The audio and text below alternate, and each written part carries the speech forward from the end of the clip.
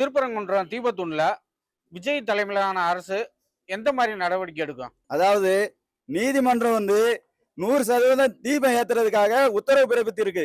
இந்த நீதிமன்றம் உத்தரவையும் அமல்படுத்துறதுக்கு இந்த தமிழக அரசு ஏன் தயங்குதுன்னு தெரியல. வேற வேற விஷயத்தெல்லாம் நீதிமன்றம் உத்தரவு கொடுக்குன்னு உடனடியாக அதை நடவடிக்கை எடுக்காங்க. இந்த தீபம் ஏற்றதை ஏன் நடவடிக்கை தீபம் ஏத்துறதுக்கு எதுக்காக அதை யோசிக்கிறாங்கன்னு தெரியல. ஆனா இத முருக பக்தர்களோட சாபத்துக்கு ஆளாக வேண்டியது இருக்கு.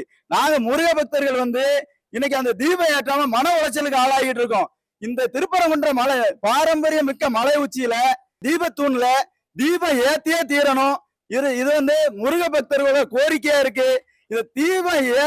இதுல தீபம் ஏத்தாம இருக்கும்போது முருக பக்தரோட சாபத்துக்கு ஆளாக வேண்டிய சூழ்நிலையா இருக்கு.